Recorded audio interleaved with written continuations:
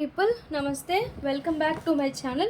In previous video I discussed about the anatomy and some of the most important layers of cornea. What are the importance of the layers of cornea? So I will discuss some names like megalocornea, microcornea and cornea plana. I discussed in previous video the corneal diameter is horizontal is more than vertical 11.7. See, generally at birth it is 10 horizontal diameter, at after that 11.7. It is important. What is megalocornea? Mega means increased in size, more big one. So horizontal diameter is greater than 13. So they will ask what is the diameter for megalocornea. When we call the megalocornea, it means you should remember it is greater than 13 or 13 millimeters. Okay, in which megalocornea is present in associated with Marfan syndrome, Ehlers-Danlos syndrome and Down syndrome also we can see. Okay, we can see megalocornea in these diseases. What are the differential diagnosis of same as megalocornea? Ophthalmos and keratoglobus also same as megalocornea. Next, microcornea. How much? Less than 10 millimeters we can call as microcornea.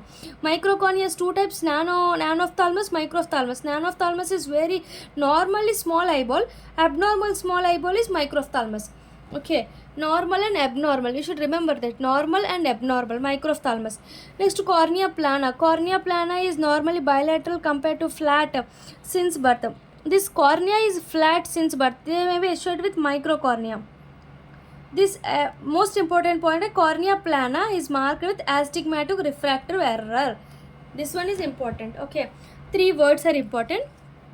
Now we will discuss about the bacterial keratitis. How we discuss about the bacterial keratitis? See, it is very easy. It is very important for university exams.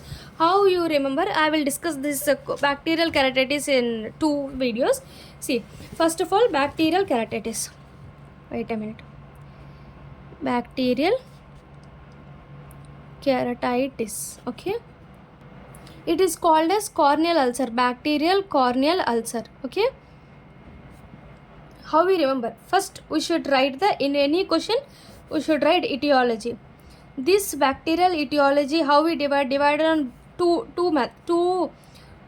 points. Like we should write the causative organism in this etiology, and we should write the predisposing factors. Okay, predisposing factors. These are the important point. In predisposing factors, it again divided into two. This cornea continuous breaching or breach in the continuity of corneal epithelium. Breach in continuity in corneal epithelium means some epithelium undergoes breach means not in continued manner, something will be there. This is one of the predisposing factor. Other disposing factor is low host resistance. The person having low host resistance, because of the low resistance it leads to corneal ulcer, or what are there is continuity, there is a breach in the continuity of corneal epithelium. Okay, next to one causative organism. These are the most important etiological factors. You write these words. We should write predisposing factors and causative organisms. This predisposing factors again divided into two types. What are the two types?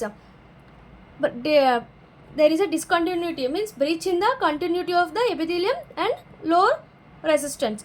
Breach, how the breach will occur? Because of any aberrations. First one, because of any aberrations, because of necrosis.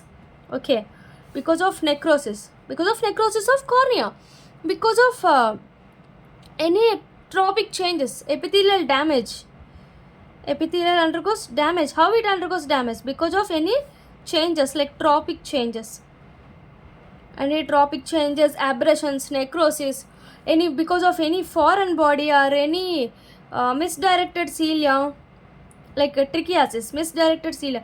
Because of misdirected, there is a cornea having ulcer. Because of any foreign body, cornea undergoes ulcer. Because of any aberrations, because of necrosis, because of there is epithelial change in the tropic due to tropic changes. Next, because of dry eye, epithelial, because of epithelial drying also it leads to breaching in the continuity because of drying. And because of desquamation, generally this epithelium is made up of stratified squamous non-keratinized epithelium. So if any desquamation of epithelial cells, these are the important Points why the breaching occur.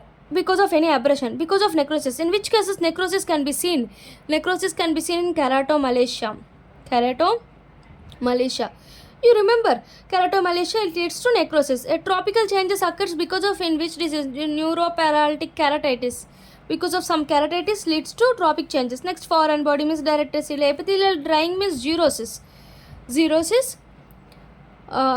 Next, desquamation of epithelium undergoes desquamation because of bullous keratopathy. BK, bullous keratopathy. These are the points comes under breaching in continuity of corneal epithelium. See, you should remember how. First of all, you should know in why the breaching occurs. Why the breaching occurs? Because of any. First you remember foreign body.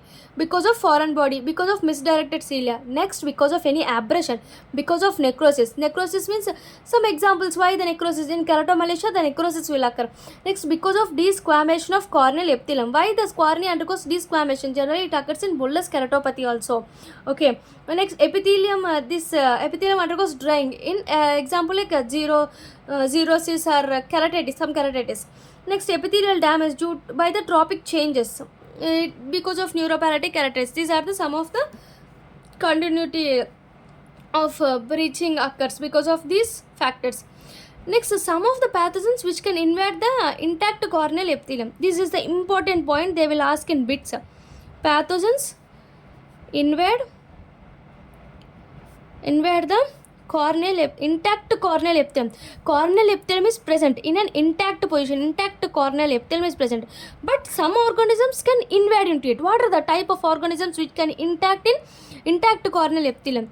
The most important one are Neisseria meningitis. First one, Neisseria gonorrhea. Second one, Corynebacteria diphtheria, Listeria, Shigella. Okay. Shigella. Next, Haemophilus argyritis. Next, Shigella one. Okay, these are the some of the pathogens.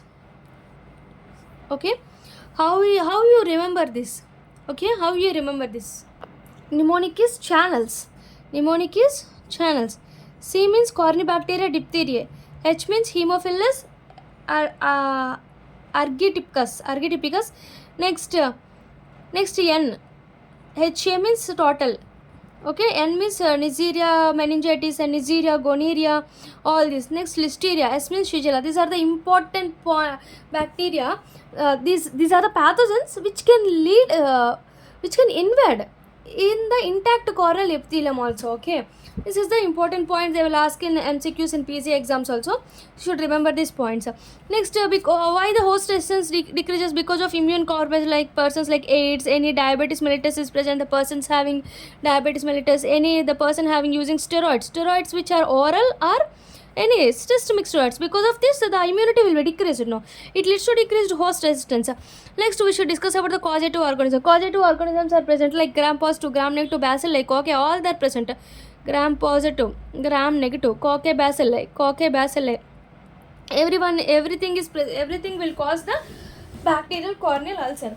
Okay, the main important 3 points are present. See, most common bacteria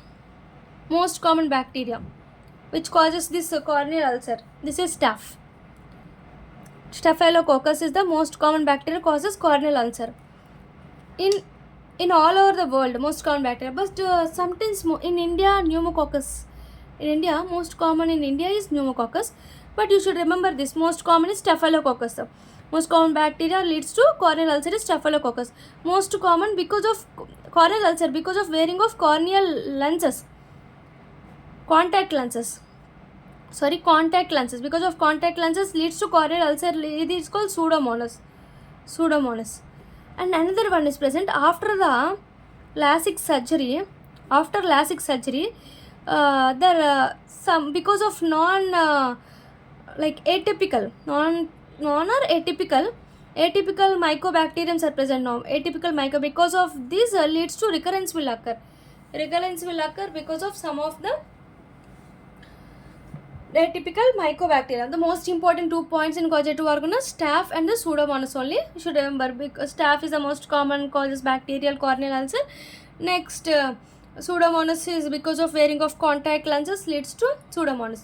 Next, we should discuss about the source of infection. Where it comes, source of infection. Source of infection is because of any conjunctival sac. Bacterial ulcer because of conjunctival sac or lacrimal sac or because of any foreign body infection, waterborne or airborne infections. You should remember like why the ulcer because of waterborne or airborne or any foreign body sensation, because of any conjunctival sac or lacrimal sac inflammation. All these are source of infection leads to corneal ulcer. So in this video I will discuss about the etiology only. Okay, wait a minute. So see, first of all you should write the bacterial keratitis. Wait a minute.